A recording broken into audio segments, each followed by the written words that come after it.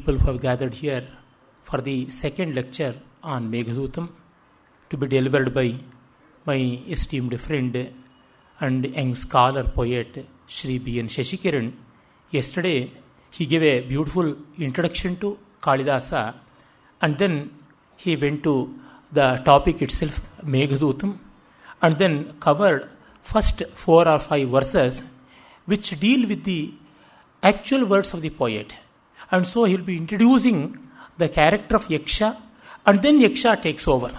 From now onwards, Yaksha will be speaking and all the path of the cloud as a messenger, and then tomorrow perhaps he will be visiting the house of Yaksha along with the cloud messenger. I once again welcome Shri Shashikiran for this beautiful occasion. We are all eager to receive what he feels about Meghadoota. Thank you.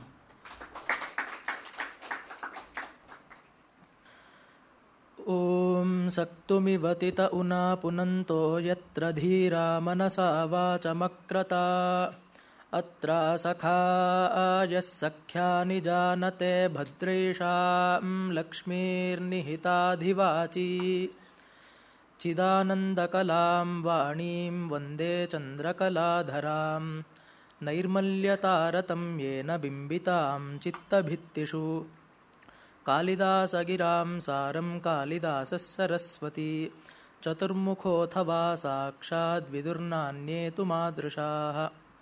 Sarvebhyo Namaha. I welcome you all to this second day's lecture on Kalidasa's Meghadoota. Yesterday, I gave a brief introduction of sorts about the poet himself, Kalidasa, not going into much of details about his works, but about his approach to poetry basically, and about his uniqueness in the history of Sanskrit literature. And I also gave a brief overview of Meghadoota itself as a kavya and how it influenced the whole kavya literature in Sanskrit. It being a khanda kavya, but it inaugurated a whole tradition of Sandesha kavyas in Sanskrit. So that was about Meghadoota and its poet Kalidasa. While explaining the first verse of Meghadoota yesterday, I mentioned a Laukika Nyaya in Sanskrit that is called as the Kaschit Kanta Nyaya. In its generalized form, it means simply this, that one should not jump to any hasty conclusions without actually making an effort to understand a thing or a concept in its entirety. That is all it means. So if a person just reads the first 2 words of the verse, Kaschit Kanta, and if he is a person who has a penchant to jump to hasty conclusions, what will he do? What is he likely to do? Oh, Kalidasa has made a blunder here. He has created a grammatical error. He would say it should have been Kachit Kanta, but Kalidasa has actually written Kaschit Kanta, and therefore it is a mistake on the part of Kalidasa. But that is obviously wrong, as I explained yesterday, because it is Kaschid Yakshaha, which is there in the third pada of the verse. So, while thinking about it and discussing it with Dr. Ganesh yesterday, he came up with a very ingenious explanation to this Laukika Nyaya. He said that our study or our appreciation of Kalidasa's Meghadoota should not be like this Laukika Nyaya, that is Kaschit Kanta Nyaya. We should not read one verse or a couple of verses of Meghadoota and think that we have sized up the entire poem. In fact, we have to read the entire poem, all the 115 verses, and we should have a wanting to be lost in the poetic beauty of it, and at the end of it, and with repeated charvana, the poem itself will unfold to us. The poetic nuances that is there in Kalidasa's Meghadoota, they will unfold themselves to us, they will reveal themselves to us over a period of time, and it does not happen, instantly. It does not work that way. So we have many people who have various approaches to reading poetry.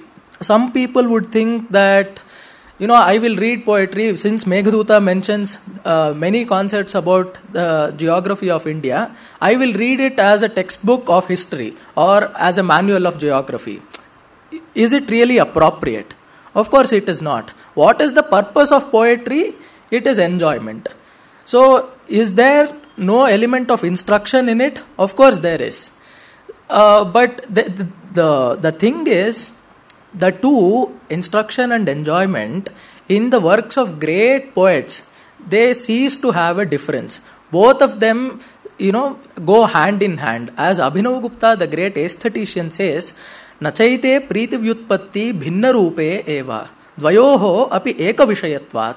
Both have the similar objective, the same objective, and bring about the same effect in poetry. So, if we enjoy, there is an inherent element of samskara that reveals itself as instruction in it. And it won't be made explicit in any manner. It won't be diluted or dumbed down to suit our understanding. It comes as a whole package. So, for people who want to read poetry just to glean some facts about the world or some such stuff, Dhananjaya, he passes a very caustic remark about such people in his Dasharupaka. He says, Ananda nishyandishu rupakeshu vyutpatti matram phalam alpa buddhihi yopitihasa divadaha sadhuhu tasmai namasvadu parang mukhaya. He says, if a person wants to read poetry as a textbook of history, he should be just labeled a fool and has to be ignored. That is the dictum of Dhananjaya in his Dasharupaka. So, in this way, we have to look at Kalidasa's poetry, especially Meghadoota, in light of this, as to derive enjoyment out of that. And seen in this slide, there is ample material in the Meghadoota for us to learn also. There is enough and more vyutpadaka samagri, that is for us to increase our erudition in various branches of learning. That is there in Kalidasa's Meghadoota. As I keep reiterating, it has so many facts about Indian geography. It can serve as almost an encyclopedia about the Indian cultural heritage. And apart from these things, we can also learn a lot about the linguistic nuances by looking into Meghadoota. In fact, it deserves a separate study on its own right. How Kalidasa has used language within the constraints of the Mandakranta meter itself makes for a fascinating study. So all these features are there, but they play second fiddle to the prime purpose, that is enjoyment. So Kalidasa has packed so much of information within such a slim volume that extends itself in just 115 verses. And yesterday, while giving an overview about Meghadoota, I told that the Kavya itself is really symbolic of Dharma Viruddha Kama. And in this respect, I am reminded of D.V. Gundappa's observation, though in a different context. He writes, when he speaks about Gita Shakuntala, he says, this is his actual quote in Kannada, Prema Vatsalya Rasagalu Dharma Pranaliyalli Haridaga Vyamoha Pankagalagade Pavana Tirthagaladavo. Hige baritare DVG ಅವರು ಗೀತ ಶಾಕುಂತಲದಲ್ಲಿ ಅವರು ಬರೀತಾರೆ ಹೀಗೆ. What he says is that the fluids of love and affection, when they pass through the channels, when they pass through the canals of dharma, they don't become murky or muddy waters, but instead they get self-transformed into something pure, into divine nectarine fluids. That is what happens when they pass through the channels of dharma. So this statement is equally applicable to Kalidasa's Meghadoota also, and we can view the poem in this respect. So yesterday I had given an introduction, actual explanation to 4 verses, the beginning 4 verses of Kalidasa's Meghadoota. We had seen that the Yaksha actually sees the cloud and welcomes it with a fresh offering of forest jasmines which he found in that path. And in the next verse, Kalidasa says, this is also the poet speaking, from the next verse the Yaksha takes over. Kalidasa says, धूमज्योतिः Salil मरुतां सन्निपातः क्व मेघः संदेशार्थाः क्वपटुकरणैः प्राणिभिः प्रापणीयाः इति औत्सुक्यात् अपरिगणयन् गुह्यकस्तं ययाचे कामार्ता हि प्रकृतिकृपणाश्चेतना चेतनेषु. This is what Kalidasa says. So what is a cloud? It is a physical entity. All of us can see it. And what is it made of? Dhuma, that is smoke, Jyoti, that is light, Salila, that is water, and Marut, that is wind. So a cloud is after all a conglomeration of all these entities. It has all these constituent elements to it, and it is formed by all this. But how does that help Yaksha? It has no life to it. It has all these jada elements. Neither smoke, nor light, nor water, nor wind has any life to it by itself. But the purpose of Yaksha here is to send out a message which is so full of emotions to his beloved who is living somewhere in Alakanagari. So how does this cloud help the Yaksha in any way? Kalidasa says, Iti autsukyad apariganayan. There came a feeling in Yaksha's mind because he was so eager to meet or think of his beloved in any manner possible. A thought struck him that this cloud is capable of communicating his feelings to his beloved. And because he was afflicted by love, because he was in the deepest pangs of separation, kamarta hi prakriti krupanaha. They are naturally incapable of distinguishing between the animate and inanimate, between the sentient and the insentient. This is what Kalidasa tells us. And in this verse and almost in all other verses of Kalidasa's Meghadutam, we see a technique employed by Kalidasa, which is termed personification in English. He infuses chetanatva, that is life, into jada things, into things which do not have life in them. That is what Kalidasa enjoys doing, and therein lies the essence of poetry. Because unless a thing can be understood by us in a manner that is very close to us, it should have some life to it, and it should also reveal itself to us in a manner we can understand. We can understand emotions, so that anything we are trying to understand, we understand it by means of emotions itself. So it does not work in any other way. So Kalidasa has this technique of infusing chetanatva into all things he wishes to describe. And moving forward, he looks at the cloud and has this thought. And he says, Jatam vamshe bhuvana vidite pushkara vartakanam janamitvam prakriti purusham kamarupam maghonaha tenarthitvam tvayi vidhivashat durabandhur gatoham yancha mogha varamadhigune nadhame labdhakama. This is a very beautiful verse because of many reasons. Let us analyze them one by one. As soon as he sees the cloud, the Yaksha does not immediately ask it for help. What does he initially do? He praises the cloud. So whenever we want whenever we are in a position to ask for help from anyone, what do? We praise them. Otherwise, why should they help us? And also, here he says, in the second pada, he says, Janamitvam prakriti purusham kamarupam maghonaha. He brings in a context of familiarity, because any person will not immediately help a stranger. We should have some connection with the person, so that, I know this person. He is related to me in some way. So that, I develop some amount of familiarity with the person, so that I am comfortable. I know his, ups and downs. I know how he behaves in certain circumstances. So I can trust this person, and I can readily offer my help.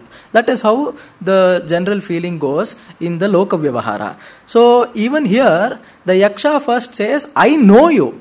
I know you as belonging to the lineage of Pushkara and Avartaka, the huge clouds that do their work in the laya, during the destruction, during the dissolution of the entire universe, they loom large in the sky and pour down torrential rains, thus submerging the entire earth. That is Pushkara and Avartaka. This fact is seen in many Puranas.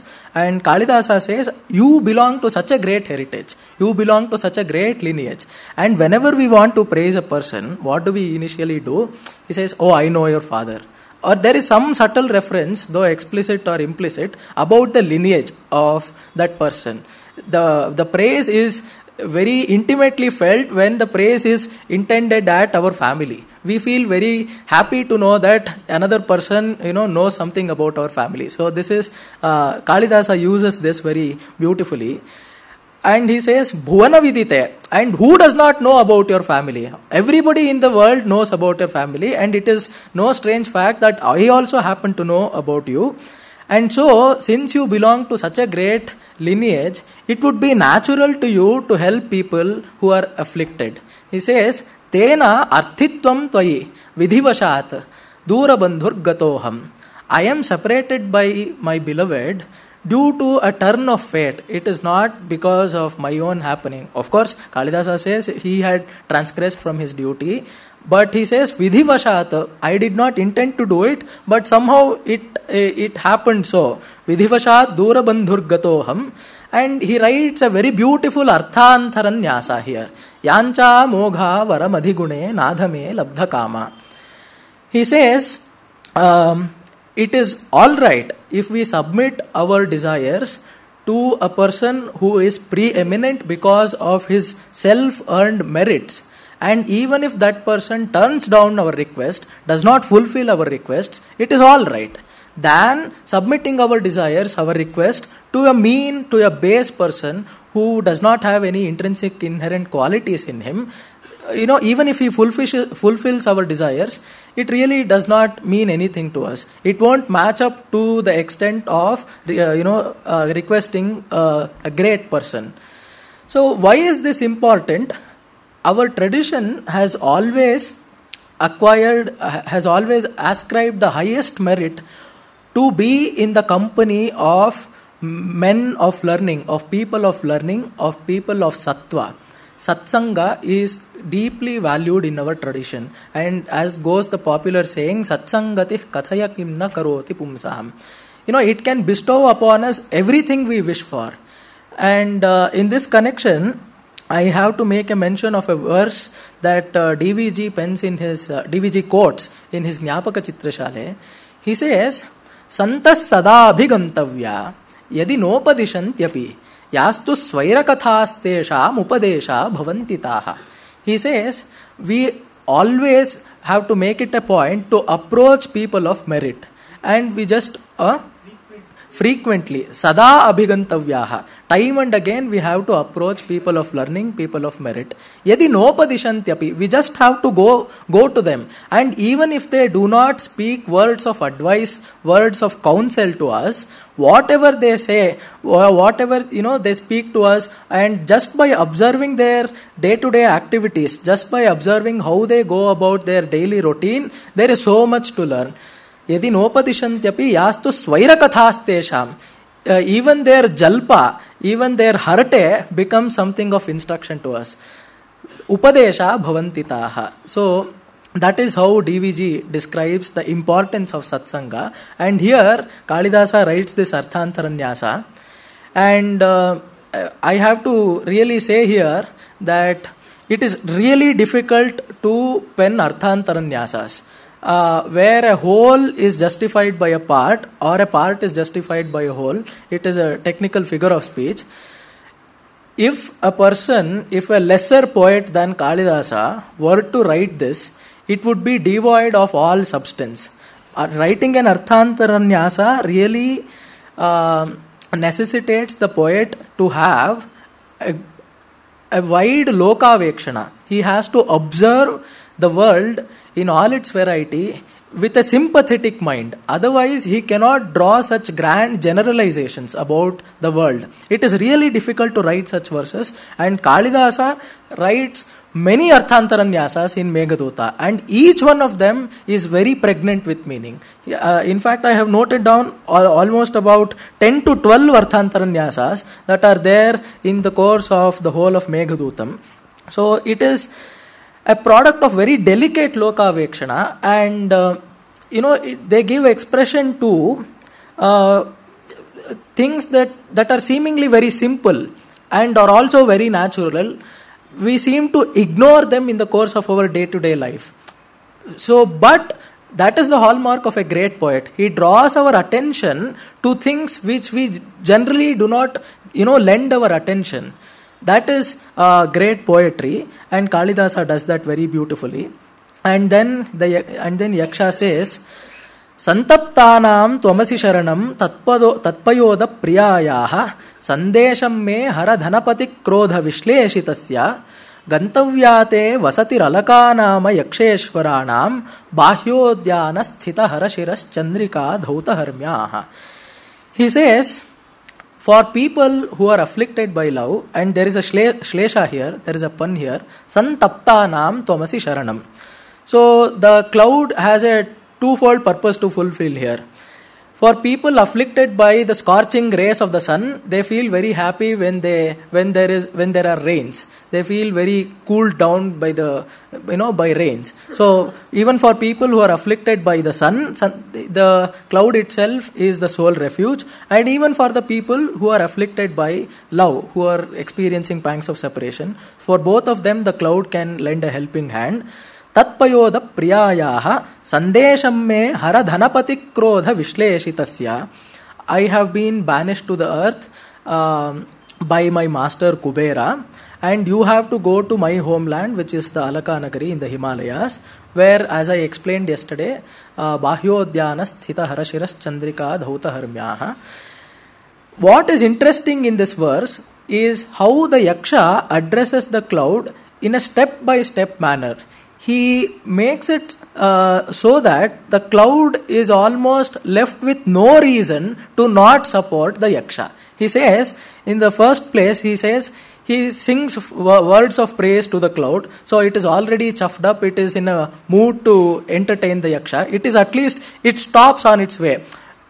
Whenever we go on a journey, we see some stranger. If we just shout out some random name, nobody will bother to even turn or listen to us. So if we, just make an attempt to sing praises of someone, some people will at least stop by to listen to us. So that is established. And here he says, Santaptanam tvamasi sharanam. Again, he says, because you are the sole refuge, it almost becomes your duty, your responsibility to help people who are in need of help. And he says, Dhanapati krodha vishleshitasya. I have been ordained to do this by my master, that is Kubera. And by that he says, I am no mere mortal. So he said, the Yaksha also has to reveal himself about his stature to the cloud, right? Nobody will want to help a person who you won't know whether a person is good or bad. The Yaksha also has to make the cloud know about his own stature. So he says, Kubera is the lord of wealth, and I am associated with him. I am his personal attendant. So another layer of connection established. Then he says, there is the Lord Ishvara himself, who stands for eternally in the outer gardens of our city. So if you go there, you will get a darshan of Ishvara. That is also an added advantage for the cloud to go there. So by this threefold technique, by these reasons, the Yaksha has almost made the cloud to not refuse in any state of mind, for whatever reason, the Yaksha's request. That is how he says. Then he goes on to say, Tvamarudham pavana padavim udgrihita alakantaha prekshishyante phatikavanitaha pratyayad ashvasantyaha kassannadhe viraha vidhuram tvayi upeksheta jayam nasyadanyopyahamiva jano yah paradhina vrittihi.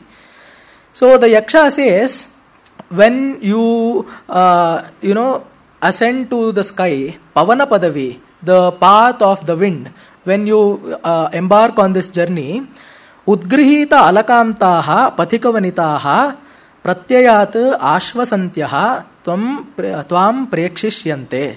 He says, there is a convention which is based on common sense that travelers who have gone out of their country on various assignments for various duties in order to fulfill their responsibilities, they come back to their homeland before or during the rainy season. Because in the rains they cannot travel. It is a natural hindrance to their travel. So they generally come back to their home and get united with their beloveds for the period of the rainy season at least.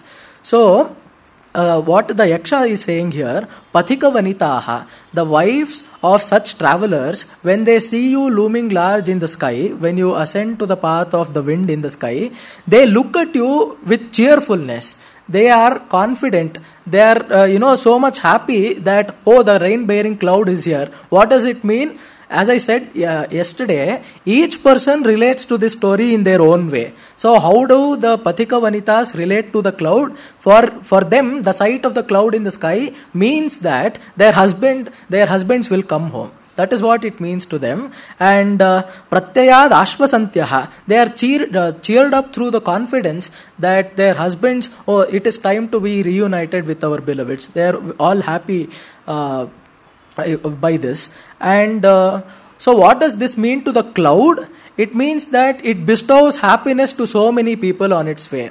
Not just to the Yaksha, because it has to fulfill Yaksha's desires, but also to so many people in so many walks of life. Nobody really cares whether a traveler gets reunited with his wife or not. But Kalidasa's Pratibha has so much accommodation for anyone. He does not, see a Kubera's attendant or Pathika Vanita or a Pushpalavi Mukha or Bhukta Kunje Muhurtam. I'll come to that later. So everything is the same for Vanachara Vadhu Bhukta Kunje Muhurtam.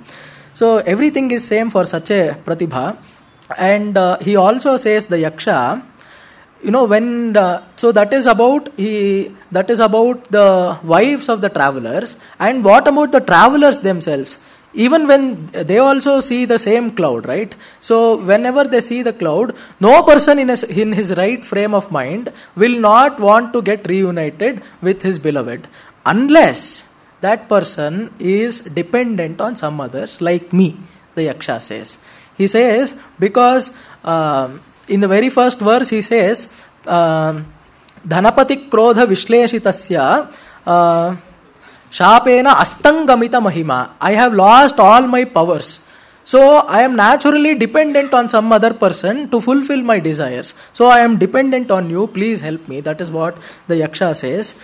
If I were to be self-dependent, I would have generally gone to meet my beloved by myself. But I am not. I am requesting you for help. That is what he says. And then Kalidasa says, as I explained yesterday also, he just does not, bore the cloud with detail after detail after detail about his wife or about his place. He ensures the comfort of the cloud also. In its part, it has to feel comfortable. Because it has to travel for such a long distance from central India to Himalaya, it is no mean task. It has to be kept well entertained in that path. So the Yaksha says, Mandam mandam nudati pavanaha cha anukulo yathatvam vamaschayam nadati madhuram chatakaste sagandhaha garbhadana kshana parichayan nuna mabadhamalaha sevishyamte nayana subhagam khe bhavantam balakaha. He says, you won't be alone in your path. Mandam mandam nudati pavanaha anukulo yathatvam. So a gentle favorable breeze will impel you on, will propel you on in your journey. This is something Kalidasa repeatedly uses in his works. Even in Abhijnana Shakuntalam, he says, Shantanukula pavanascha shivascha panthaha. He says, Anukula pavana. That is a favorable breeze. in fact, this also has reference. In fact, it was borrowed. Not Kalidasa did not derive this inspiration from anyone, but later works of Shakuna Shastra, they derived inspiration from Kalidasa probably. So a favorable breeze, an Anukula Pavana, is generally listed as a Shubha Shakuna for a person who wants to embark on a journey. And there is a Shubha Shakuna of a favorable wind. Mandam Mandam Prayati. So Vipsayam Viruktihi. Mandam Mandam, repeatedly a gentle breeze propels you forward. And there are also Vamaschayam Nadati Madhuram Chatakaste Sagandhaha. The Chataka bird, it sings very mellifluously by flying by your side onto your left. And there are also the cranes, which I explained yesterday, that fly in circles almost as an array around the cloud all throughout the journey. And here I want to make a mention of Mallinatha, the great commentator who wrote, who has already written a commentary by name Sanjeevani to Meghadoota. While explaining this work, he says, because poetic conventions, we do not know when they really get established in the history of Sanskrit poetry. Here he says, the cloud has the ability to bestow a progeny to these cranes. And Mallinatha, yeah. So it is a scientific fact that the rainy season is the breeding season of cranes. So Kalidasa himself has observed that fact and made a mention of it, saying that these cranes will fly by your side. But that breeding season, this Mallinatha says here, he quotes from a work by name Karnodaya, which is a rare work. And we do not know about its author or anything like that. But this is sheerly, I am making a mention of this, sheerly to drive home the point of the erudition, of the depth of knowledge of Mallinatha as a commentator. He quotes from a rare work such as Karnodaya, and he says, Garbham balakaha dadhate abhrayogan nake nibaddhavalayaha samantat. So whenever an array of cranes fly beside the cloud, they get bestowed with a progeny. So Mallinatha helps us so much in our understanding of the poem. And next he says, the Yaksha says, there is also an additional reason for the cloud to help. The Yaksha goes on establishing some sort of a relationship with the cloud itself. He says, Tam chavashyam divasaganana tatparam ekapatnim avyapannam avahitagatihi drakshasi bhratrajayam. So he calls Bhratrajaya. You will see your sister-in-law. When you go there, Bhratrajaya, that means I am your brother. Be it an elder brother or a younger brother, Modanna ಅಂತ ಹೇಳ್ತಾರೆ. ಈ MS ಕೃಷ್ಣಮೂರ್ತಿಗಳು ಇಲ್ಲಿ Hazari Prasad, and I also have to make a mention of that. This is a very beautiful work by Dr. Hazari Prasad Dwivedi, who was a great Hindi scholar, who was also a Sanskrit scholar, learned in many Shastraic lores. He has written a very great commentary in Hindi about Meghadoota. It is called Meghadoota Ek Purani Kahani. I am basically relying on this work in my exposition of Meghadoota, and this has been very beautifully translated into Kannada also by Dr. MS Krishnamurthy, and it has been published by the Sharada Mandira. I don't think it is available anymore. It must be out of print. And the second edition of this work, seemingly it has been brought out, and if it is available, you may all please go through this work. It is a brilliant text to understand Kalidasa's Meghadutam, and in Hindi of course it is available. So in this work, Dr. MS Krishnamurthy translates the word Modanna. That is how he addresses the cloud. And आशाबंधः कुसुम सदृशं प्रायशो ह्यंगनानां सद्यः पाति प्रणयि हृदयं विप्रयोगे रुणद्धि. The hearts of women are so tender, and they are ready to give way, almost immediately. But what sustains them? It is the binding of hope to be reunited with the lovers. Otherwise, they simply have no reason to exist anymore. What keeps them alive is this small, tiny gleam of hope that the cloud can bestow upon the Yaksha's beloved. Sadyah pati pranayi hridayam. the hearts of those women, which give way almost instantly by hearing some unfavorable news.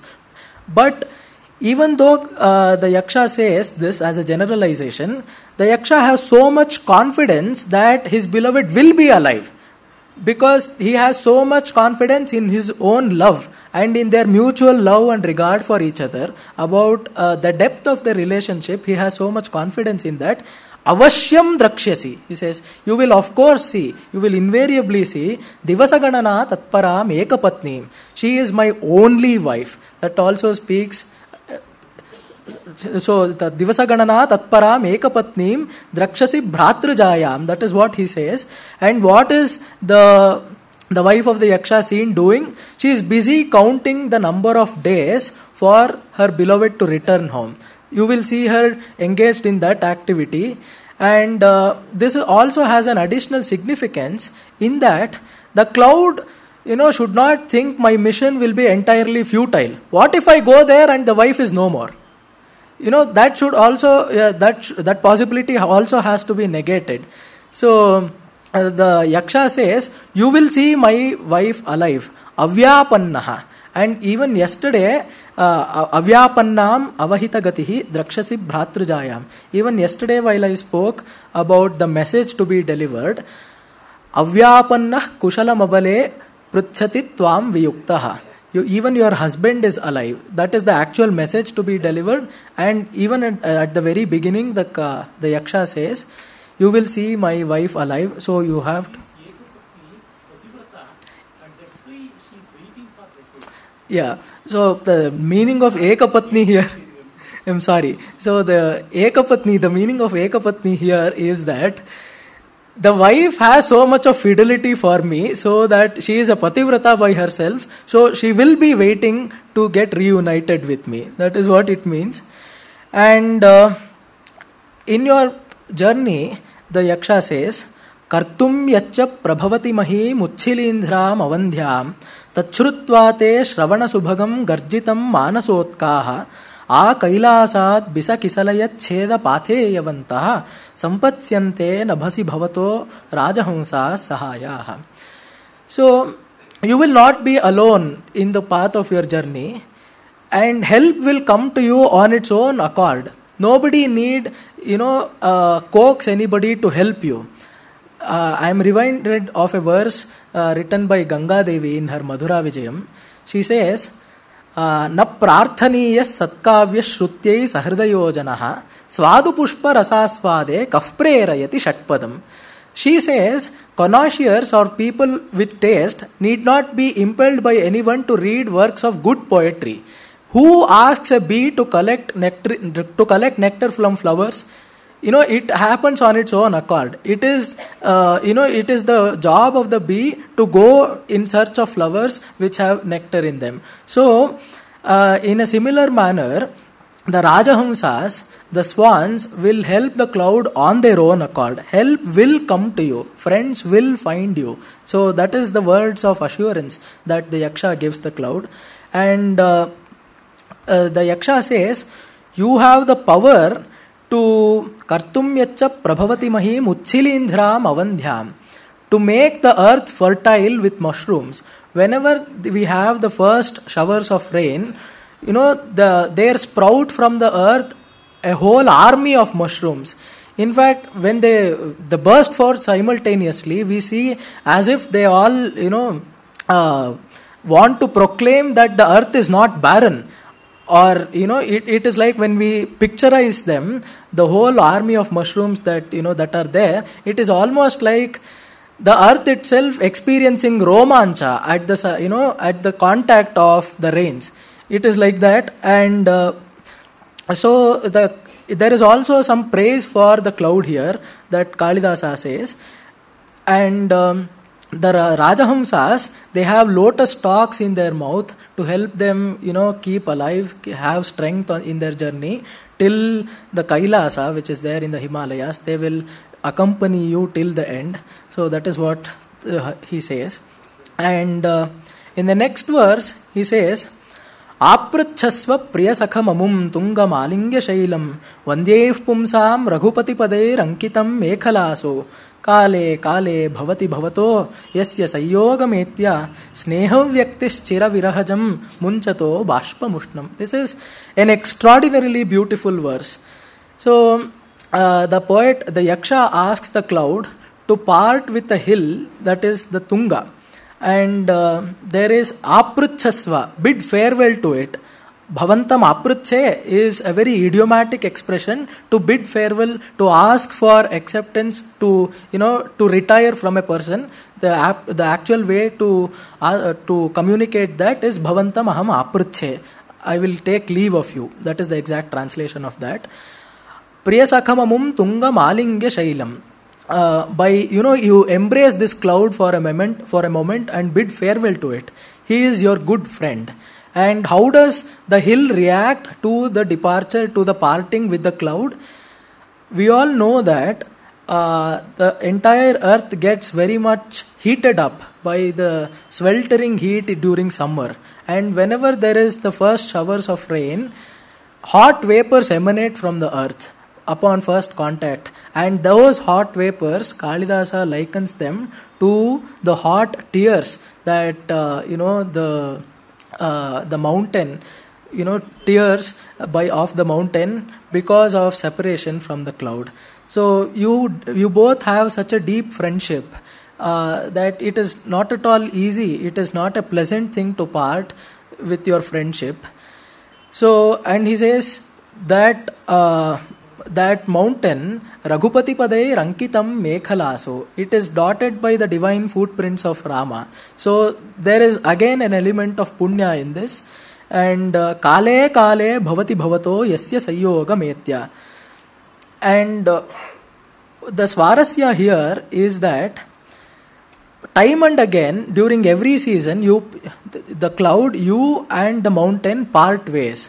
So you yourself know how difficult it is to experience pangs of separation. So you are in a very good position to understand my state of mind.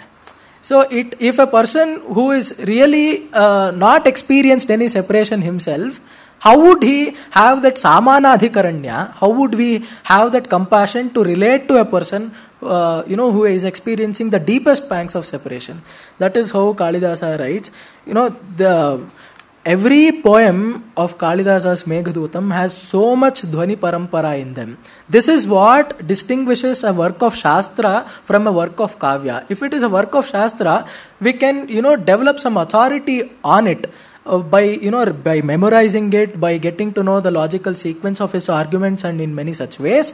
And we can do away with the text for the entire part of our life, for the future of our life. We need not revisit again. But a work of Kavya, it has so much, especially those kavyas, mahakavyas written by great poets, Kavikula Guru, especially by Kalidasa, they have so much of dhvanis, the suggestions which, with our growing up, with our growing refinements, we can draw so much of suggestions from the work. That is why even upon repeated readings, these works don't cease to appeal to us.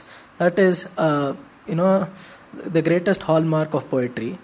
And now he says, Margam tavat shrunu. You will please hear about the path that you have to take. Kathayataha, that which I am going to tell you. Tvatprayananu rupam. He says, excuse me.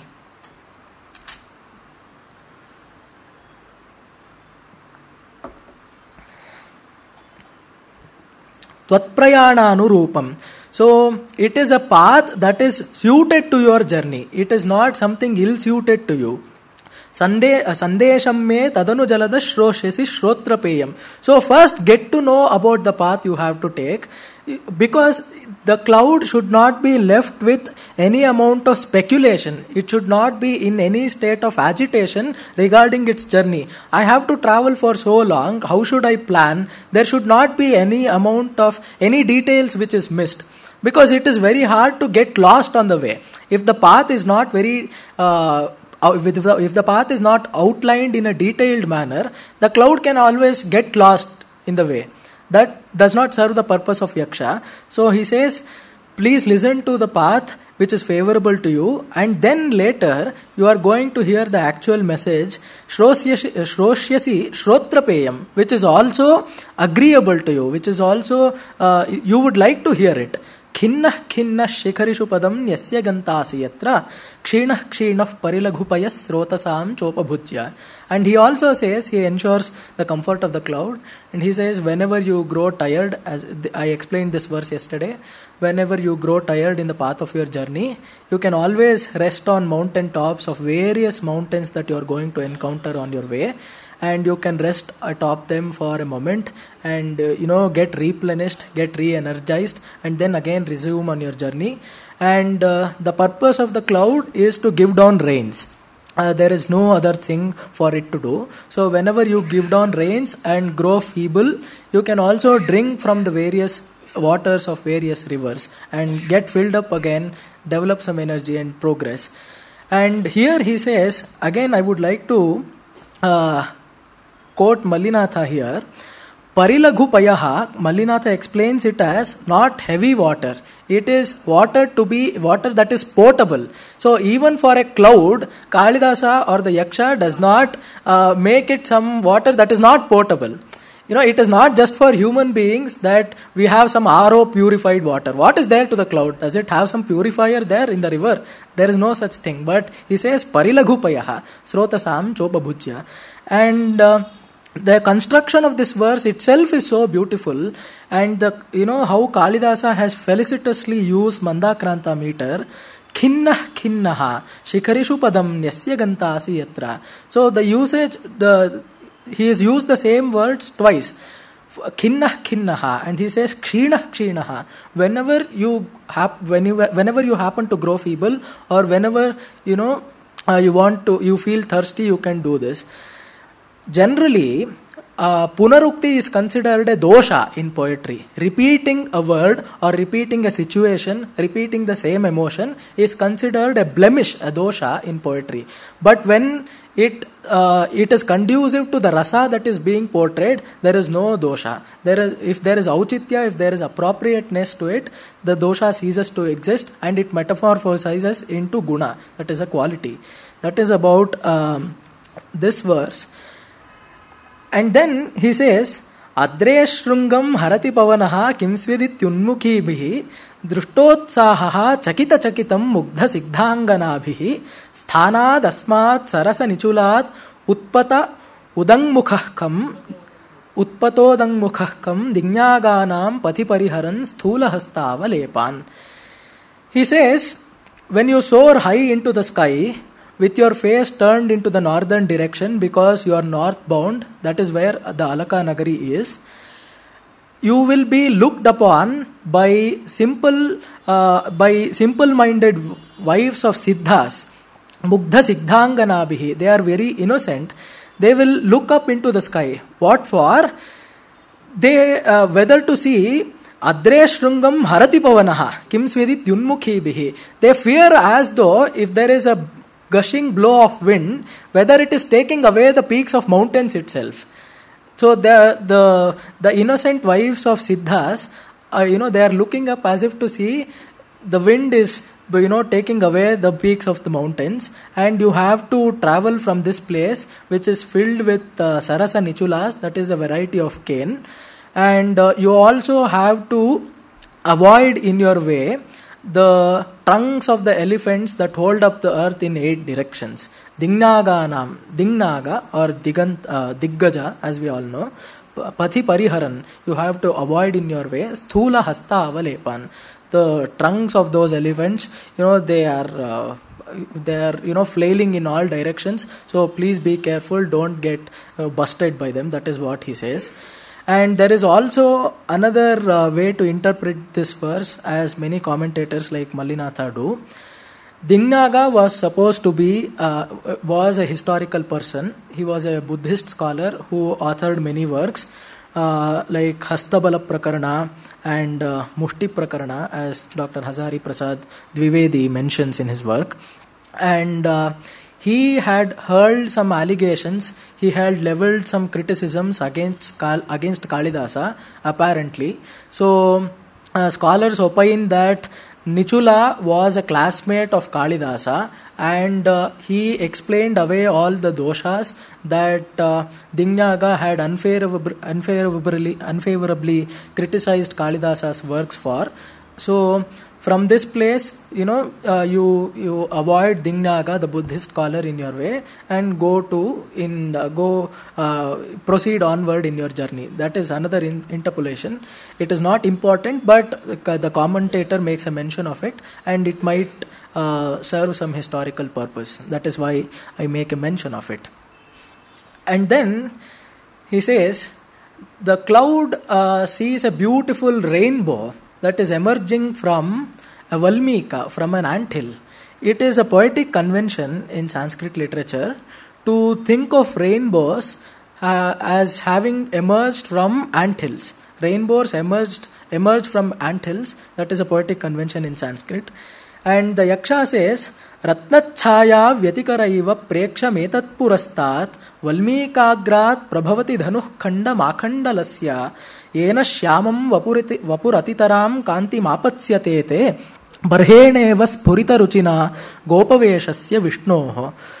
So you will see a beautiful rainbow that is emerging from the anthill, and when you are adorned by that rainbow, you are blue-hued yourself, you are dark-colored, and when that rainbow, adorns your body, you will look like Krishna himself, that is adorned with beautiful peacock feathers.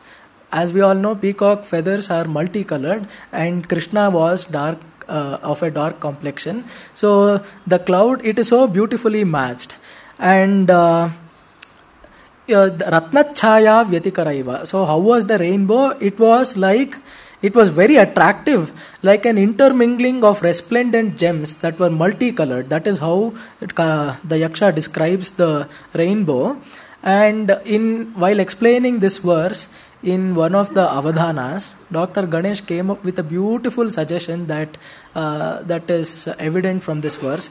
He says, the rainbow that is emerging out, as we all know, it has 7 colors to it, and from the Valmika, it is as if representing the Ramayana itself, which is Saptakandatmaka of 7 cantos. It is like Ramayana itself emerging from the Valmika. So that is a beautiful suggestion, which was explained by Dr. Ganesh.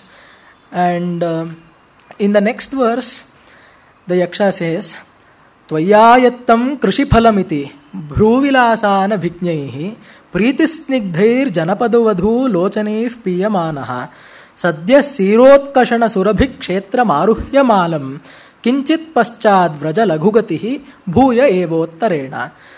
So he says, Tvayayattam krishiphalamiti. The agricultural produce is entirely due to the rains that the clouds, bestow. And Bhruvilasa anabhignaihi janaihi pritisnigdhaihi janapada vadhu lochanaihi piyamanaha. The janapada vadhus, that is, the country women know that the agricultural produce is entirely due to the cloud, and they look at you with affectionate eyes as though, drinking you in. They says, Lochanaif piyamanaha. You will be, completely taken in by those people who have so much of gratitude for you. These simple values, the Kalidasa is talking about country women, but still he does not describe them as having no values at all, as people being very ill-mannered. He does not do that. They are people with gratitude, and this kritagnyata is one of the great values to have in life, and they have that. And he says, Bhruvilasa anabhignaihi. This is again one more epithet that qualifies their innocence. Bhruvilasa, that is the sporting movement of the eyebrows, is something that is associated with...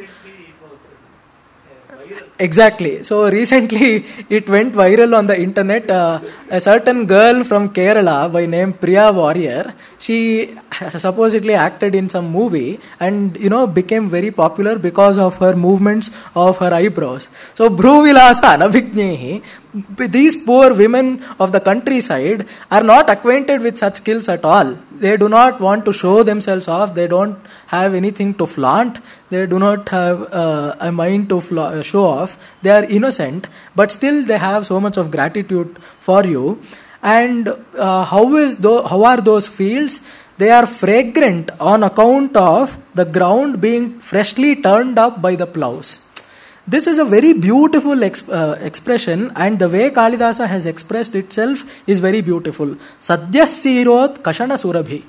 This phrase of Kalidasa, sadyaha, immediately, sirot kashana surabhi. It is soon after the plow meets the ground and it moves forward in a line, the fragrance that emanates from the earth, and soon after the rain falls on the ground, there is a beautiful distinctive aroma that is associated with that. It is called petrichor in English.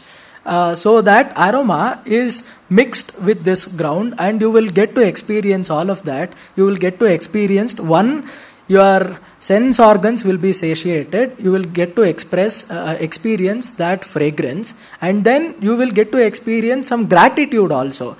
So antarindriya, bahirindriya, both of yours will be satiated by this. That is how the Yaksha speaks of that. And he says, Kinchit paschad vraja laghugatihi bhuya eva uttarena. Paschad laghutaya. He says, turn slightly to the west. Why? Because you might encounter some high peaks of Ramagiri on your way. You might, dash into them. So make a slight detour to the left and then proceed in your journey on to the north. And this motive, this idea of women taking in things as though drinking them, as though waiting for a moment to capture a thing in its entirety, a thing they love in its entirety, is expressed by Kalidasa in various positions, in various kavyas of his. One such instance I remember is in the second sarga of Raghuvamsha, when the Dilipa returns to the hermitage of Vasishtha after having taken care of the cow Nandini. He returns home. Kalidasa says, Papau nimesha alasa pakshma panktihi uposhitabhyam iva lochanabhyam. So the Dilipa's wife Sudakshina, she drunk the entire image of Dilipa. Soon as she saw Dilipa and the cow approaching her to the place of the hermitage from outskirts of the city, she grew so excited and was so happy at that sight that she drank him up. That is how Kalidasa says. And going forward, he says, Channopantah parinata phalad jyotibhih kananamraihi tvayarudhe shikhara machalaha snigdha veni savarne Nunam yasyat yamara mithuna prekshaniyam avastham madhyeshyamaha stanaiva bhuva shesha vistara panduhu. This is an amazing verse, one of the most beautiful verses in the whole of Meghadutam. So in your journey, you will encounter a hill by name Amrakuta. The modern, as we know it today, it is the Amarkantak, which is the place of origin of the river Narmada or Reva. You will encounter it in your way. And the very name Amarkantak for it, Amrakuta for it, is because it is full of mango groves that is there on the mountain on all sides, especially on the top. And when you go there, there are mango trees which are bristling forth with freshly ripened fruits, mango fruits, and those fruits are strewn across the ground, all across the mountain, in all places. And when the cloud, which is dark, and how does it appear? It is like a braid of oiled hair of a woman, and when you go sit on that peak, Snigdhaveni Savarne, so the color of the cloud is dark like a braid of oiled hair, dark hair, and when you go sit on that peak, how does it appear? Kalidasa here takes a top view. And this is something Kalidasa enjoys doing again. He gives a different perspective of things. Normally what we would do, speaking from the context of engineering, it is always a front view. nobody will take either a side view or the top view to explain things. But Kalidasa does this time and again in his works. He takes a top view of things. So he cannot just do that. It also has to be believable, right? But he did not have the the privilege to travel in airplanes or any such things. So he has to come up with such an explanation as to make it believable that some people are actually looking down from the top. He says, Amara Mithuna Prekshaniyam Avastham. For a couple, for a celestial couple that are looking down from heaven, how does this appear? We have to picturize this in our head to enjoy the beauty of it. There is the Amrakantak, there is the Amarakuta hill, which is so expansive, and there are mango groves all around it, which are yellow, golden yellow in color, and there is the dark black colored cloud that is sitting in the exact middle position of that hill. How does this appear? Kalidasa says, Madhye Shyama Stana Iva Bhuvaha Shesha Vistara Panduhu. It appears like the breast of Mother Earth, which is dark in the middle and is expansive and is yellow in color on all other sides. This verse, upon the first reading, might appear very distasteful for many people, but this verse has no element of vulgarity in it. That is the power of Kalidasa. Why? Because it suggests the motherhood. All the descriptions that are there in this verse are suggestive of motherhood of Earth herself.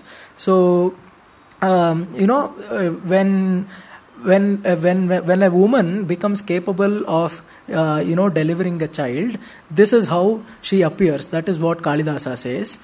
And moving forward.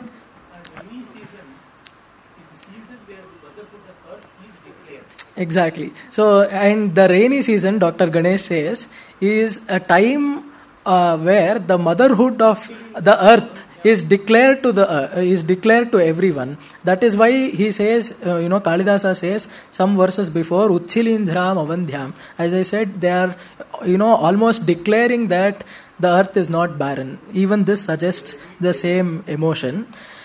And the Yaksha continues saying, Tasya sthitva tasmin vanachara vadhu bhukta kunje muhurtam toyotsarga druta taragatihi tatparam vartmatirnaha revam drakshas vishamam vindhyapade vishirnam bhaktitchedairiva virachitam bhutimange gajasya. So in the Amrakantak hill, you will also get to see the river Narmada. Again, we have to imagine this. The hill of Amarakantak is huge, and in the foothills of those mountains, in the foothills of the Vindhya mountains, flows the Narmada river. And the foothills are filled with rugged rocks. It is a coarse terrain. And because of flowing in such coarse terrains, the river Narmada is broken into multiple streams. And it is flowing down from the river in multiple streams. And how does that appear? It is like a huge elephant that has on it painted various patterns using white paint. So the river Narmada is like a painting, is like a chittara on an elephant using white paint, and the mountain itself in all its hugeness is likened to an elephant. This is beautiful in many layers. If we look into the coarseness of the mountain. So he says, this is also a geographical reality. In a place by name Beda Ghat, this scene appears as it is, as described by Kalidasa, even to this day. So there are Pratyakshadarshis here. Dr. Sudhamurthy has witnessed that. Vasu, Dr. Ganesh, everybody. I am not blessed with that sight yet. I hope to have that privilege in some time. And Vanachara Vadhu Bhukta Kunje Muhurtam. This is something marvelous. This is something only a poet of Kalidasa's stature can do. Vanachara Vadhu, there are some forest dwellers, some women who live in the forest. They, while traveling in these mountains, they have to take rest in various ways on those mountains. And there were apparently some lata mandapas, that is, some places which were full of creepers where they could take rest and move forward. And this is really beautiful from the perspective of Yaksha. See, all of this is Yaksha relating an account to the cloud. So, going by the story as Kalidasa narrates it, we can understand this. How does the Yaksha know of Amrakantak, of Narmada or Vanachara Vadhu? He must have seen all of this on his journey from Alaka to Ramagiri. So when he was looking for places to travel, for a place to settle for that 1 year, he must have witnessed all these Vanachara Vadhu who are experiencing a private moment with their beloved, with a pleasurable moment with their beloved. But he was so afflicted himself. He was wandering from place to place looking for a conducive place to settle. And finally he comes to the Punyasthana of Ramagiri and settles down there. But while narrating to the cloud, the Yaksha has no hard feelings whatsoever for these Vanachara Vadhus who are having a moment of joy. Though he is himself, in experiencing distress, he does not have any ill feelings for people who have experiencing their moment of joy. This is the refinement. This is why we have to read Kalidasa's poetry, for this magnanimity, for this andrashamsya, for this refinement of feeling that all of us have to develop. So that is what he says. And in the next verse, Tasyastiktair vanagaja madaihi vasitam vantavrushtihi जम्बूकुञ्जैः प्रतिहतरयं तोयमादाय गच्छेः अन्तःसारं घनतुलयितुं नानिलशक्षसि त्वां रिक्तः servo भवति हि लघु पूर्णता गौरवाय. This is a beautiful अर्थान्तरन्यासा again. And तस्य स्थित्वा वनगजमदैः वासितं वान्तवृष्टिः. So Kalidasa says, you give out your rains, and by virtue of that you are rendered empty, and now you can drink deep from the waters of Narmada, which are scented with the mada or the ichor of wild elephants, which are, all of us know that elephants love to bathe in water. They just enjoy doing that, and when they are in a moment of rut, their madajala, their ichor flows down, and the whole water is rendered fragrant by their madajala. You can drink from that. Jambu Kunjaiv Pratihatarayam, and that the torrential gushing of that Narmada river is stopped even temporarily by the whole growth of jambu trees that are grown in the banks of that river, which is also a seasonal fruit, which are full of fruits in that time. Antassaram ghanatulaitum nanila shakshatittvam. So if you are empty on the inside, you can easily be played around, you can easily be toyed with, you can easily be tossed around by the wind. If a huge gushing wind comes out, you will be just scattered from place to place. You might even be torn apart. So don't give a chance for that to happen. And Kalidasa writes a beautiful Arthantaranyasa, a generalized statement. He says, Rikta sarvo bhavati hi laghu purnata gauravaya. There is absolutely no respect for people who are hollow in the inside. Completeness, some amount of gravitas to the character is what brings respect in the beat. And this he says for a cloud, which after all we see has no feelings. But if this applies in equal measure to the cloud, what to speak of human beings? We have to, and even for the cloud, he says, he gives a reason for the cloud also to do that, for it to be not tossed around by the wind, and for human beings also. So that is the power, that is the sheer range of the Arthantaranyasa of this verse. Exactly. So there is another, as Mallinatha explains, Kalidasa just does not say you have given out rains. He says you have vomited rains. Vanta vrishtihi. Says you have given out rains in such an extent, and you can drink from the water that is strewn with this jambu fruits. That is considered as a medicine to stop vomiting in Shastras like Ayurveda. Exactly. When it is very easy to get nauseated whenever we travel. So, thank you. Thank you for adding that. Especially I can relate to that in a very intimate manner. Whenever I travel in a car, I get travel sickness. So, in order to avoid that, maybe I should carry with me some jumbo fruits from next time. Exactly, that is what. So, the tiktata... So, Mallinatha quotes as great as an authority as Vagbhata from probably his Ashtanga Sangraha to substantiate this claim.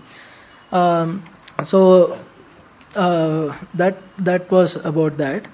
And next he says, even this verse is very beautiful.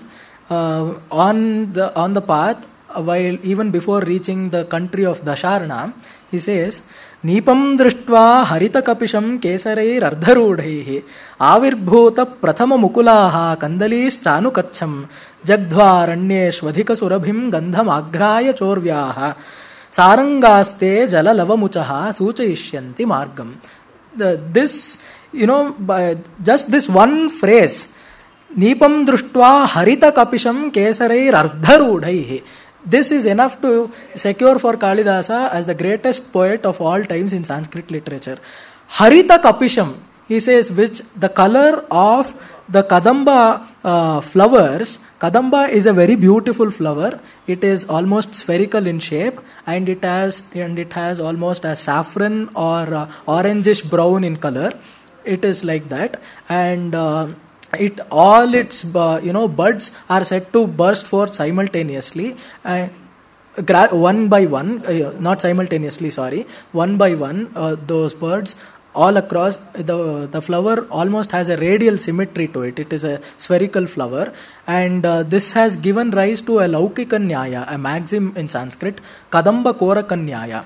As the bud of the Kadamba flower, develops one by one on all sides, equally maintaining symmetry all around. You will see those Kadamba flowers that are with half-developed filaments. So they are still developing. So on all sides we can see buds that are half-developed. It is a very beautiful sight. That is also a rare happening. And we do not witness this every day. And Kadamba is a seasonal flower of the rainy season. Harita Kapisham Kesarai Ardharudaihi. It is green because it is half developed, and it is also brown because Kadamba flower by itself is orangish brown in color. And Avirbhuta Prathama Mukulaha, freshly sprouted buds of Kandali, of a flower by name Kandali. Jagdhvaranye Shvadhika Surabhim Gandham Agraya Chorvyaha. You inhale the deep fragrance of the earth, which is rich, and sarangaste jala lavamuchaha suchayishyanti margam. Saranga here can mean three animals. It can mean an elephant, it can mean a bee, or it can even mean a deer. So Mallinatha explains this in such a manner that initially it is the bees. Saranga can be, in Yatha Krama, in a sequence, it can mean like this. Dr. M.R. Kale also explains this verse in such a manner. It is first the bees that see, Drushtva Nipam, see the Kadamba flowers, and next the deer, the Saranga, which means the deers, which eat the freshly sprouted buds of the Kandali, and next it is the elephants which smell the earth. All of this, by showering drops of water, they will help you in finding your way in your path. Suchayishyanti margam. That is what Kalidasa says. And next he says, now you reach a place called Dasharana, and there Utpashyami drutamapi sakhe matpriyartham, even before that, matpriyartham yiyasoho kalakshepam kakubhasurabho parvatete shuklapangai sajala nayane swagati kritya kekaha pratyudyatah kathamapi bhavan gantumashu vyavasyet. Even though you are wanting to not waste even a moment, because you have so much of eagerness to deliver my message to my beloved, but you will be halted in your journey by various mountains and by various by peacocks, by Shukla Pangai Sajala Nayanai Swagati Kritya Kekaha. Peacocks with their eyes full of tears, because as we all know, peacocks just love the rains. They do a jig of joy during the rains. Shukla Pangai Sajala Nayanai, with eyes full of tears. And there is a white lining on the peacock's eyes. Kalidasa's minutest observation, even for wild peacocks, takes such brilliant dimensions. He has observed a small white dot, apanga, that is the eyelashes or the ends of the eyes of peacocks are white. Kalidasa has observed that, and that whiteness is coupled with the tears of those peacocks, and those will be wanting to receive you. They receive you with eyes full of tears. You will be halted by them even for a moment. But then I request you, it is the Yaksha speaking here, Pratyudyatah kathamapi bhavan gantum ashu vyavasyet. Please, get free, somehow, just get yourself free from them and proceed on in your journey in a fast manner. Please go there swiftly. My wife will be waiting to hear your message. And then comes the description of the Dasharna country. Even this is a very beautiful verse. Panduchchayo pavanahृतयः केतकै सूचिभिन्नैः नीडारम्भैर् गृहबलिभुजाम् आकुलग्रामचैत्याः त्वय्यासन्ने परिणतफलद् श्यामजम्बूवनान्ताः सम्पत्स्यन्ते कतिपयदिनस्थायि Hansa दशार्णाः. This verse has so many details that we can actually imagine the Dasharna country here and now. We feel that we are in the Dasharna country. Just see, in the first pada of this verse, Ketakai Suchi Bhinnaihi. It is a flower, Ketaki. In the next pada, he says, Nidarambher Grahabali Bhuja Makulat Grama Chaityaha. It is about a crow, which is a bird. And also he says Akulak Grama Chaityaha. There is also a subtle reference to either a tree or a temple. So we also have a cultural connect to that. Tvayasanne Parinata Phalat Shyama Jambu Vanantaha. So Jambu is a fruit. Katipaya Dinas Thai Hamsa Dasharnaha. So Hamsa is a bird. So there are plants, there are flowers, animals, fruits and birds. And there is, to add to all this, the cultural connect. So what more do we require to imagine a place? So everything that is required for us to visualize a place are all beautifully stitched together in this one verse of the Dasharna country, in this, with so much activity here. And the way Kalidasa has described it is also very beautiful. Panduchchaya upavana vritayaha. We can actually see it happening here. The gardens of the Dasharna country have fences or hedges that are made of ketaki flowers, suchi bhinnaihi. If you look at the ketaki flower, the tips of it are very sharp. Suchi bhinnaihi, they are just burst forth. They are blossomed in a fresh manner, and that are sharp edges that are open at the tips, suchi bhinnaihi. And that is why, because they are so sharp at the edges, they must have been used as fences or hedges to cover the garden. We see that it is a wired fence that is used off late to protect other cows or to go grazing in those fields. It has to be sharp, it has to serve some purpose, right? So Panduchchaya upavana vritayaha. These ketaki flowers that are of ivory white complexion, they are seen as the fences to the gardens. Nidarambhai grihabali bhujam akulag grama chaityaha. See, a poet of a lesser poet than Kalidasa would not have really paid any attention to a crow. If I were to write this, I would have simply not, taken any efforts or pains to describe a crow here. Akula grama chaityaha. And they are, the sacrificial trees or the religious trees are full of activity. They are crowded by crows that are wanting to build their nests in those places. And tvayasanne parinitaphala shyama jambu vanantaha. Dark complexion trees of jambu fruits filled with fruits that are all around that country of Dasharna. And katipaya dinas thai hamsa dasharnaha. You will also encounter some migratory birds in that time, swans, hamsa, in that in that place. So there are so many details that are packed into this one verse, that we... So Dasharna is a country that... So it is a place somewhere, as we know it today, somewhere situated near Jharkhand. And even today, migratory birds, that is the Hamsas, go there.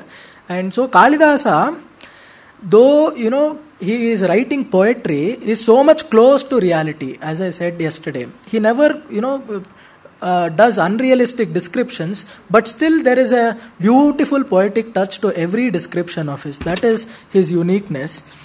And he says, and on your way you will also encounter a river by name Vetravati. Tesham dikshu prathita vidisha lakshanam rajadhanim. So Vidisha is the Rajadhani, the capital of the Dasharna country. Gatva sadyah phalam aviphalam. This is a beautiful phrase. Phalam aviphalam kamukatvasya labdha. Tiropantas tanita subhagam pasyati swadu yasmat sabhrubhangam mukhamivapayo vetravatyas chalormi. So the Vetravati river, which is there in the Vidisha, that is the capital of Dasharna, its rippling waves, its the waves that are tremulous in all directions. The waves are like the eyebrows of the Nayika. That is, the Vetravati herself is the Nayika, waiting to be united with the cloud, and the trembling waves are like the eyebrow movements, almost signaling for the cloud to come to her. They say, and please her, please give some rains, please her, enjoy a moment of happiness with her, and then proceed in your journey. And then next, he says, you will meet a mountain which is called Nichaihi. This is a very peculiar... Udayagiri, as we know it today, next to Sanchi, the famous place. Nichairakyam giri madhivasehe tatra vishrama hetoho tvatsamparkat pulakitamiva praudha pushpaih kadambaih yafpanyastri rati parimalot gari udgaribhir nagaranam uddamani prathayati shila veshmabhir yauvanani. Amazing verse. And what is to be noted here is that in a verse that was just 2 verses before, he says, Nipam drishtva harita kapisham kesarair ardharudaihi. There he says kesarair ardharudaihi. The blossoms, they were not entirely fully blossoms, but here he says praudha pushpaih kadambaihi. That movement, that spatio-temporal gap is seen by this. Kalidasa does not say, okay, so many days elapsed. He does not give a dry accounting of space or time. He does not say, okay, the cloud took so many 10.5 days to go from point A to point B. He does not do that. He says, the flowers which were half developed before are fully bloomed now. And we are left to ourselves to assume that, some season is past. It has moved from point A to point B, and some time obviously has elapsed. That is the genius of Kalidasa. Giri madhivasehe tatra vishrama hetoho. Again, if you feel fatigued, if you feel tired, you can rest on this moment. A hillock. It is a small hillock. That is why it is called Nichaihi. Tvatsamparkat pulakitamiva praudha pushpaih kadambaihi. Now he says Tvatsamparkat, upon coming into contact with you, it is as though the whole hillock is horripilated. It is experiencing romancha upon contact with you. And he says the caves or some shilaveshma, stone yards that are there, however they are fragrant with Uddam Panyastri Ati Parimalot Garibhir Nagaranam. The perfumes of the prostitutes that are there in those caves, who are there in those caves, and what are they doing? They are almost proclaiming the unbridled youth of the city's men, of the people of Dasharna. So Kalidasa does not have any sort of muddy to describe. So Dr. Ganesh, he has seen that apparently. Even today the caves are there. I do not know if the same picture is present even to this day. Perhaps there is. Kalidasa does this. So it is a great poet who has so much of accommodation for this. As I said before, this is the Yaksha speaking, and the Yaksha himself did not land himself in a prostitute colony, but he describes the prostitutes in a very generous manner with so much of accommodation for them. This is something very beautiful, and the way Kalidasa has expressed this is also really noteworthy. Prathayati shila veshmabhir yauvanani uddamani prathayati Parimalodgaribhihi Nagaranam Uddamani Yauvanani Prathayati. The unbridled, the unceasing, the exuberant youth of the men that are there in the Dasharana country are expressed by the stone benches that are fragrant with the perfumes of prostitutes that are sitting or rolling around on them. Such a circuitous expression, such a vakrata. It is full with vakrata, indirect mode or an oblique way to express some idea. And moving forward, he says, this is about something which might appear, this about the prostitute. People might just, turn their noses up in the air and say, okay, this is something we do not like. But Kalidasa also has so much of empathy for all people around that he describes some pushpalavis, some women folk that are there on the mountains just going about their job of collecting flowers from those mountains. He says, Vishrantassan Raja Vananadi Tira Jalani Sinchan Udyananam Navajalakanihi Yuthika Jalakani Gandasveda Apanayana Ruja Klanta Karnotpalanam Chayadana Kshana Parichitaha Pushpalavi Mukhanam. So the Yaksha asks the cloud to do something after you rest on the Nichai hill, and what you have to do is give out your water the jasmine plants that are grown on the banks of wild rivers. Upanta Vananadi Tira Jalani Sinchan. You water those jasmine plants that are on the banks of wild rivers, jasmine bunches. You will also see some women there who are called pushpalavis that are engaged in collecting these flowers, and that is their job, and they are doing it not unmindful of the heat of the sun. They are obviously, their face is full of sweat because of working day in and day out in that atmosphere. And whenever you go there, because they are so tired, they adorn their ears with some lotuses, with some blue lilies apparently. And as I said before, their faces are so full of sweat, and they just want to clear the piece. They clear the bead of sweat that is there on their cheeks. And when they do this, to clear the sweat from their cheeks, that goes and falls and tampers with the beauty of the Karnotpala that is there on their ears. Whenever they want to get rid of their sweat, they're, coming in the way of the beauty of the jasmine flower, of the lily flower that is in their ears. So we have such an intimate description of some pushpalavis. And he says, Gandasveda Panayanuruja, and you please Chaya Danat, please provide some shadow for these poor women, please provide them with some shade by being a canopy on top of them. Kshana Parichitaha, and they will remember you forever. Kshana Parichitaha, even for a moment, if you provide them with some shadow. And Pushpalavi Mukhanam, and you almost develop a relationship with them because of providing shadow, and they will remember you forever. This is the sort of connect that the poet establishes for the cloud with all beings, be it with a flower. He says, Kamarta hi prakritikrupanas chetana chetaneshu. This is seen repeatedly almost in every verse of Meghadutam. So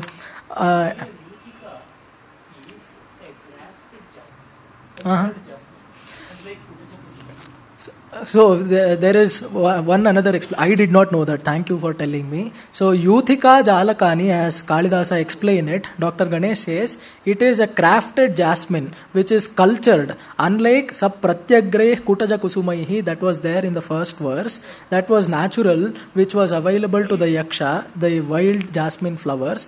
And this is Yuthika, it is a cultured flower, it is something the people around have made effort to develop. And that is why there are also girls, there are women who are looking after those groves and they are engaged in collecting those flowers. And next, in the next few verses, we have a beautiful description of Ujjaini. I will take part with you all by reciting one verse of Ujjaini. And the Yaksha says, Vakraf pantha yadapi bhavatah prasthitasyottarasham saudhotsanga pranaya vimukho masmabhur ujjainyaha vidyuddamas phurita chakitair tatra paurangananam lolapangair yadina ramase lochanair vanchitosi.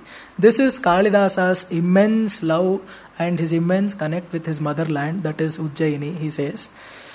Though it will be a detour, it will be circuitous in your way to go to Ujjaini, you have to go there. You have to go to see my city. Kalidasa himself is seen speaking using Yaksha as his mouthpiece. So he is wanting the cloud to go there. And you are bound in the northern direction, but this will slightly prove to be a detour. But still you go there. Be sure not to miss the city of Ujjaini. You have to befriend the tops of skyscrapers, and if you do not see the tremulous eye glances of women when they are both excited and scared by the flash of lightning, surely then there is no purpose for your having sight. Lola pangair yadina ramase lochanair vanchitosi. There is no point absolutely for you having vision. There is some added beauty to this, because the women themselves are beautiful, and a thing of beauty is a joy forever. The cloud can see it. And there is an additional swarasya that Kalidasa says, Vidyuddamas phurita chakitaihi. They are dazzled by the lightning. And what is the lightning? It is the beloved of the cloud. So you may see a reflection of your beloved in the tremulous eye glances of these women who are there. So who are dazzled by your lightning, you may have a reflection of your beloved. You do not miss out on that. Why it is Lochanair Vanchitosi? If you miss seeing some women who are wayfarers, it does not mean anything. It does not mean that your sight itself is futile. But the cloud itself is on an assignment now. Like the Yaksha, it is also separated from its lightning. Here, it gets a moment to be united with its beloved. That is the lightning. He gets to see the reflection in that. So, and this is also, I was going to tell that tomorrow, Vakraf pantha yadipi bhavataha, Kalidasa has observed the movement of the rain-bearing cloud, which is impelled on by the southwest monsoons. As it passes through central India, it shifts ever so slightly in its path it bends to the left and then takes a path northwards. This is a geographical reality. Kalidasa has observed that, and because of the love of his homeland, he has given expression to it as though depicting that you have to go to Ujjaini to see my homeland. But serving as an undergrid to it is actually a geographically accurate fact. So with this, I take leave of you today. Thank you.